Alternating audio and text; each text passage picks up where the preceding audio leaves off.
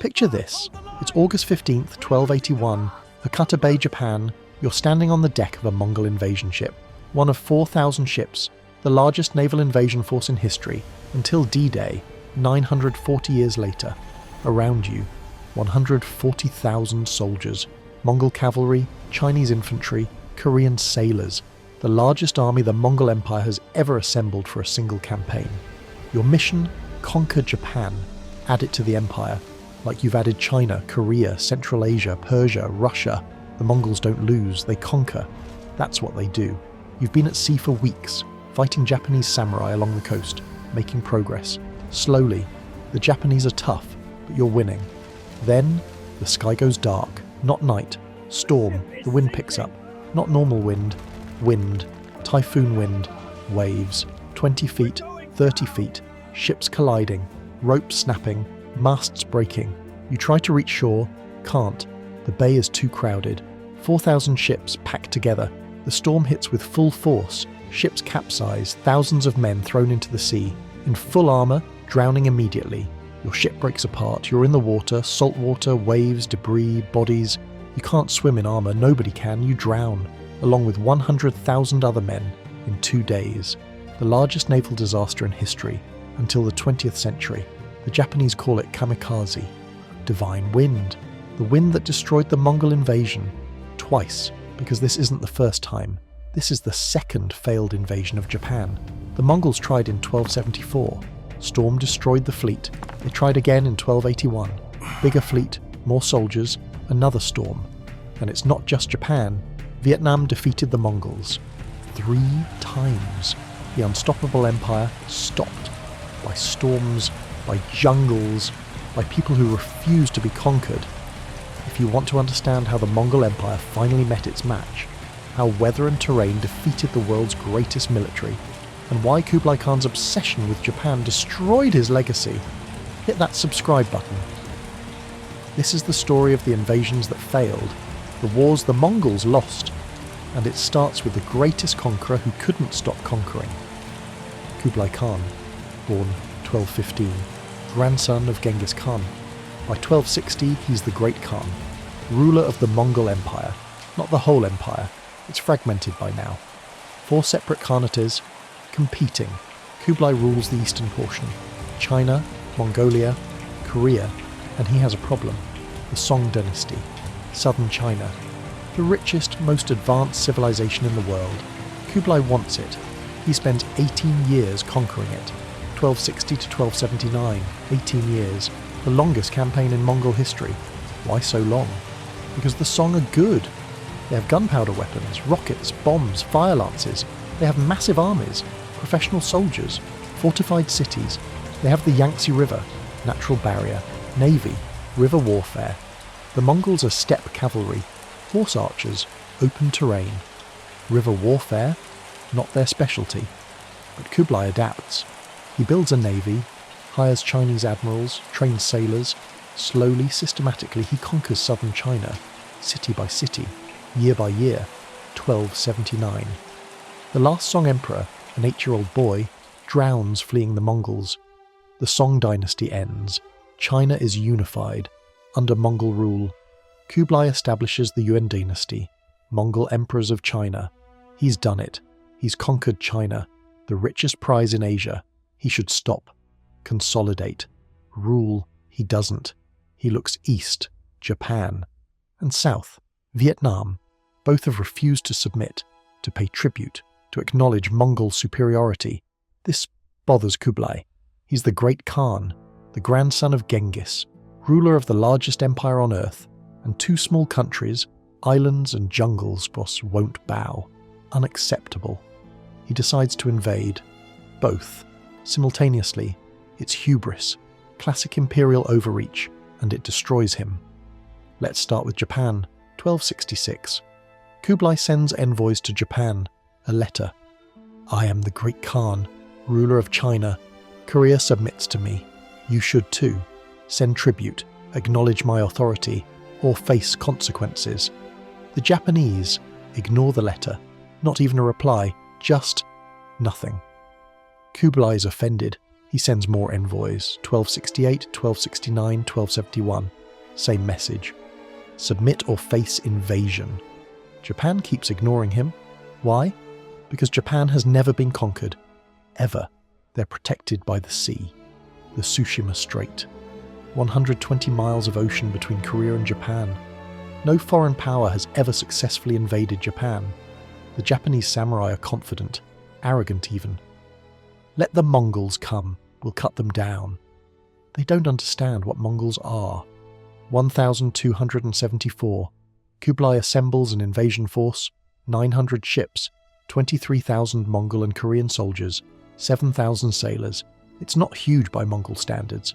It's a probing attack, testing Japan's defences. The fleet crosses from Korea, lands on Tsushima Island, then Iki Island. Massacres. The small Japanese garrisons are wiped out. The Mongols are brutal, not taking prisoners, killing civilians, nailing hands to ship sides as warnings, psychological warfare, terror tactics. November the 19th, 1274. The fleet reaches Kyushu, Hakata Bay, mainland Japan. The Japanese samurai are waiting, thousands of them, ready to fight. The battle begins, and the Japanese get destroyed. Not because they're bad warriors, because they're fighting the wrong way. Samurai warfare is ritualized, individual combat, honor, announcing your lineage before fighting. A samurai rides forward, shouts his name, his ancestry, issues a challenge, then fights one-on-one. The Mongols don't care. They fight as units, coordinated, disciplined. They use gunpowder weapons, bombs, exploding projectiles. The samurai have never seen gunpowder, don't know what it is. They see projectiles that explode, horses panicking, men burning. It's not honourable combat, it's industrial warfare. The Mongols push the samurai back, take Hakata, establish a beachhead. Japan is being invaded successfully. Then, night falls. The Mongol commanders make a decision. Pull back to the ships, consolidate, attack again tomorrow. Why? Because they're cautious. This is enemy territory. Don't know the terrain, don't want to be ambushed. The fleet withdraws, anchors in Hakata Bay. That night, a storm hits. Not a typhoon, just a bad storm, but bad enough. High winds, rough seas, ships dragging anchors, colliding, some sinking. By morning the fleet is damaged, scattered. Hundreds of casualties from drowning. The Mongol commanders assess, decide, retreat, return to Korea, repair, come back next year. They leave. Japan survives. The samurai claim victory. We drove them off. They didn't. The storm did. But the myth begins. Divine protection. The gods defend Japan. Kublai Khan? Furious. Build a bigger fleet, more soldiers. We're trying again. But first, Vietnam. While Kublai is obsessing about Japan, he's also dealing with Vietnam. Dai Viet, Northern Vietnam, independent kingdom. Like Japan, they refuse to submit, pay tribute, acknowledge Mongol authority. Unlike Japan, they're not protected by ocean. They share a land border with Mongol China. They're screwed, right? Wrong. Vietnam has something better than ocean. Jungle, the Red River Delta, dense tropical rainforest, swamps, humidity, disease, terrain that destroys cavalry. The Mongols invade Vietnam 3 times, 1258, 1285, 1287 to 1288. All 3 times, they lose. First invasion, 1258. Actually, this is before Kublai. His brother Mungke is Great Khan. The Mongols invade from the north, 30,000 cavalry and infantry. They take Hanoi, the capital, easily. Victory, right? No. Because taking a city doesn't mean controlling the country. The Vietnamese retreat into the jungle, guerrilla warfare, hit and run, ambush, poison, traps. The Mongols chase them, into the jungle, into swamps. Horses get stuck, disease spreads, malaria, dysentery, supply lines stretch, get raided. The Mongols hold Hanoi, but nothing else, and they're dying. Not from combat, from disease, starvation, heat. They retreat, back to China. We'll come back when we have more men. Second invasion, 1285. Kublai Khan, now ruling China, decides to finish Vietnam. He sends 500,000 men, 500,000. Largest force the Mongols have ever sent anywhere. 3 armies, attacking from different directions, north, northwest, by sea. The plan? overwhelm, surround, crush. The Vietnamese are outnumbered 10-1, maybe more. They can't win conventionally, so they don't try. Their general, Tran Hung Jiao, implements asymmetric warfare. Scorched earth, evacuate civilians, burn crops, poison wells, leave nothing for the Mongols. No food, no water, no supplies. The Mongol armies invade, take cities, find them empty. They chase the Vietnamese army into the jungle again. The Vietnamese retreat, leading them deeper into terrain that favours defenders. The Mongols are winning battles, taking territory, but they're losing soldiers to disease, to ambushes, to starvation. The Vietnamese aren't fighting to win, they're fighting to survive. Attrition warfare. Make the invasion too costly to continue. It works. By 1286, the Mongol armies are exhausted, sick, starving. They retreat. Again. Kublai is enraged. How are we losing to jungle peasants? Back to Japan. The second invasion. Kublai spent 7 years preparing. 1274 to 1281. Building ships, training sailors, assembling armies. The plan? Overwhelm Japan. So many ships, so many soldiers, they can't lose. 1281. The invasion force assembles. 2 fleets. Eastern Fleet, 900 ships. 40,000 Mongol, Chinese and Korean soldiers, leaving from Korea. Southern Fleet, 3,500 ships. 100,000 soldiers, mostly former Song Dynasty troops, leaving from southern China. Total, 4,400 ships. 140,000 soldiers, the largest amphibious invasion in history for 660 years, until D-Day. The fleets are supposed to coordinate, meet at Japan, attack together. They don't. The Eastern Fleet arrives first, June 1281. They land at Hakata Bay, again. The Japanese are ready this time. They've built a wall, stone fortification, along the coast. The Mongols can't land easily. The wall blocks them, fighting along the coast for weeks. The Mongols take some beachheads, but can't break through. They're waiting for the Southern Fleet. Reinforcements. The Southern Fleet is late, delayed. Bad weather, logistics. Finally arrives, August 1281. Now the full invasion force is assembled. 140,000 men, 4,000 plus ships. Packed into Hakata Bay, the Japanese are defending desperately. Night raids, small boat attacks, harassment. The Mongols are winning, slowly, pushing forward. Then, August 15th, the sky darkens. Typhoon. Typhoons are common in this region. August to October, the Japanese know this. The Mongols apparently didn't research seasonal weather. The typhoon hits with catastrophic force, winds over 100 miles per hour, waves 30 plus feet, rain like walls of water. The fleet is packed in Hakata Bay, ships too close together, can't maneuver, ships collide, smash into each other, into rocks, capsizing. Soldiers below deck, trapped, drowning. Soldiers on deck, swept overboard, in armour, sinking. The Japanese ships, smaller, more manoeuvrable, escape to protected harbours. The Mongol fleet, destroyed. In 2 days the storm kills 60,000 to 100,000 men. Ships, 3,000 plus destroyed, sunk or wrecked. The survivors, maybe 30,000 to 40,000, try to escape. The Japanese hunt them down, no mercy. Samurai killing stranded Mongols on beaches. It's a massacre. The second Mongol invasion of Japan, total failure, worse than the first. Kublai Khan receives the news, 1281. His massive invasion, 7 years of preparation, 140,000 soldiers, gone, destroyed, by a storm, again. He wants to try a third time. His advisors beg him, no, please, we can't afford it. The invasions cost fortunes, bankrupted Korea, strained China. Kublai doesn't care. Japan will submit. He orders preparations for a third invasion. 1283. But reality intervenes. China is exhausted. The economy is struggling. Rebellion starting. The navy is destroyed. Needs years to rebuild. The soldiers don't want to go. They've heard about the storms, the drownings. Nobody wants to invade Japan. Kublai keeps insisting. For years. 1283. 1284. 1286. Next year. We'll invade next year. It never happens. His advisors delay, make excuses, hope he forgets. He doesn't forget, but he dies first.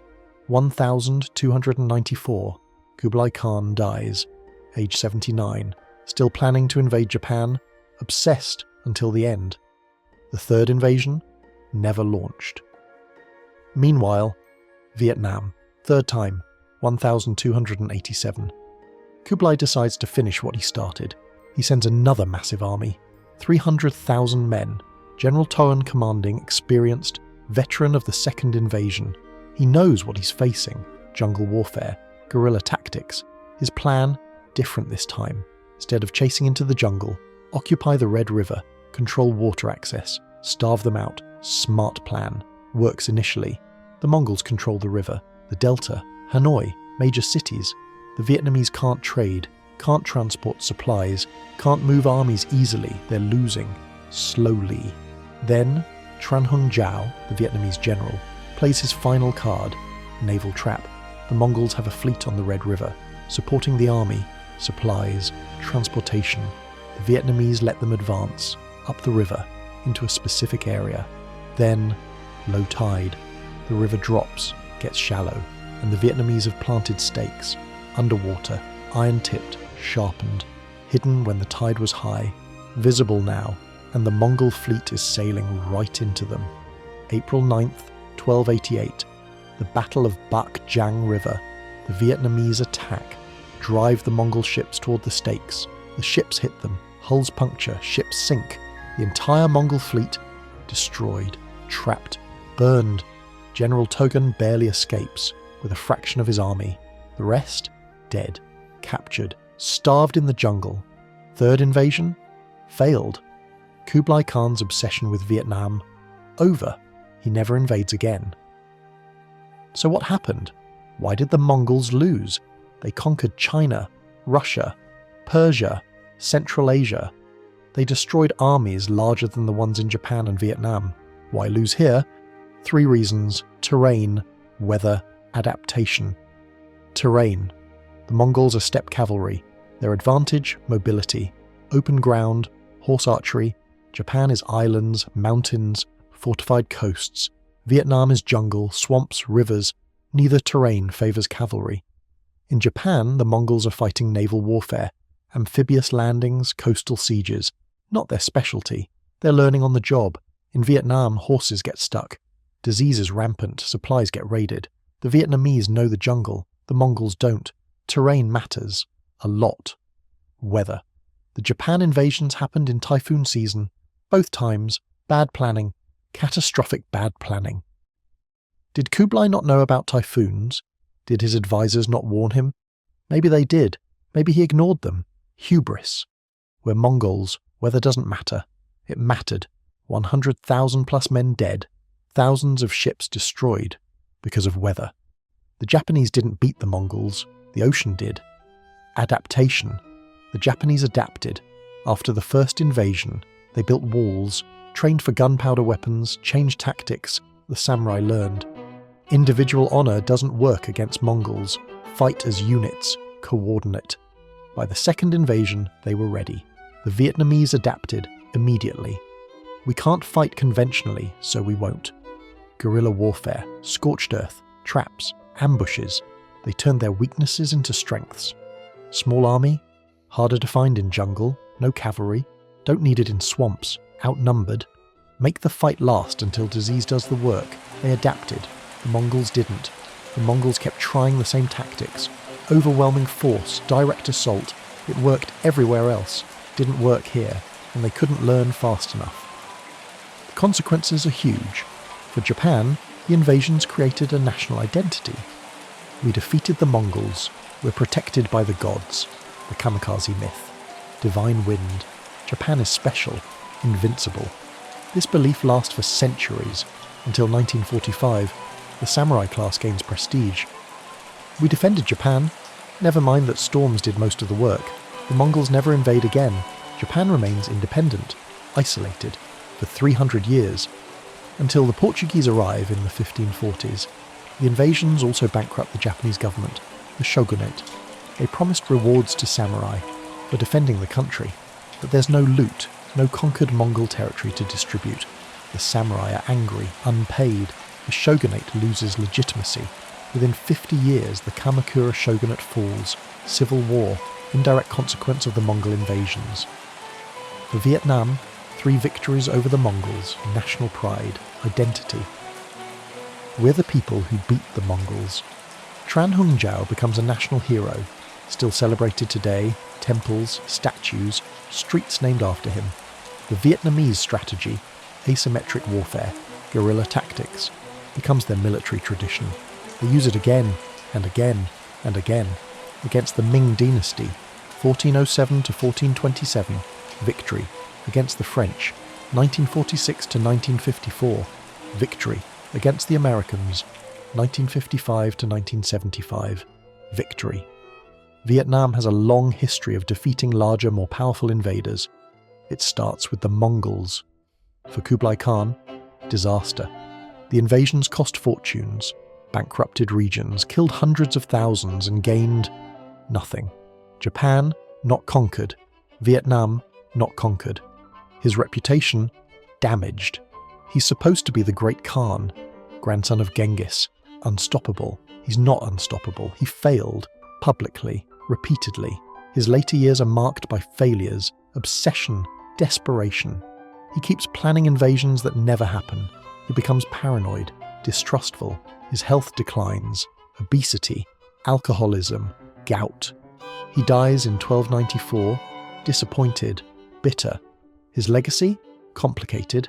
He conquered China, founded the Yuan dynasty, incredible achievement. But he also failed to conquer Japan and Vietnam, after trying, repeatedly. And those failures overshadow his successes, in Chinese history especially. The Yuan dynasty lasts less than 100 years, 1271 to 1368. Overthrown by Chinese rebels, the Ming dynasty. Why so short? Because Kublai's invasions bankrupted the empire. His obsession destroyed the foundation. For the Mongol Empire, the beginning of the end. The invasions show something critical. The Mongols aren't invincible. They can lose. They can be stopped. Terrain matters, weather matters, adaptation matters. And once people realize this, resistance increases. The Mongols keep expanding, but slower, harder. By 1300, the empire has fragmented. 4 khanates, barely communicating. By 1350, the Golden Horde is weakening. The Ilkhanate has collapsed. By 1400, the Mongol Empire as a unified entity, gone. The seeds of collapse, planted here, Japan, Vietnam, the failed invasions, the invasions that showed the empire's limits. There's a broader lesson. Empires think they're invincible, until they're not. The Mongols conquered most of Eurasia, then hit Japan and Vietnam, and failed. Because they assumed what worked everywhere else would work here. It didn't. Alexander the Great conquered Persia, then hit India, turned back. Napoleon conquered Europe, then hit Russia, destroyed. Nazi Germany conquered Europe, then hit Russia again, destroyed again. Empires overreach. It's what they do. They succeed. Get confident. Keep pushing until they hit something that breaks them. For the Mongols, it was islands and jungles, typhoons and guerrilla warfare. Not armies, not battles, terrain, weather, adaptation. The things you can't conquer with cavalry. Modern archaeology has found evidence of the invasions. Underwater archaeology in Hakata Bay, wrecked Mongol ships, hulls, anchors, weapons, skeletons. The fleet really was destroyed. The stories are true. The ships were poorly built, rushed construction to meet Kublai's deadline. They weren't seaworthy, couldn't handle storms. The invasion was doomed from the start, even without typhoons.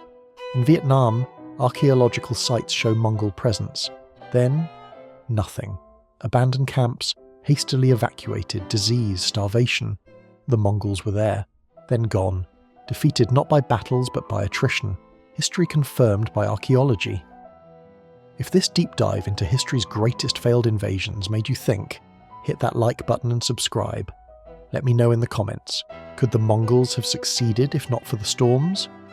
August 1281, Hakata Bay, 140,000 Mongol soldiers, the largest invasion force in medieval history, destroyed in 2 days by wind and water. 1288, Vietnam, 300,000 Mongol soldiers trapped ambushed, fleeing through jungle, defeated by stakes in a river. The Mongol Empire conquered the world except the parts it couldn't. Japan, protected by storms. Vietnam, protected by jungle. Sometimes terrain beats tactics. Sometimes weather beats warriors. Sometimes the little guy wins, not through strength, through adaptation, through fighting on their terms, not the enemy's. Japan and Vietnam didn't beat the Mongols by being stronger. They beat them by making the Mongols fight the wrong war, in the wrong place, at the wrong time, and sometimes that's enough.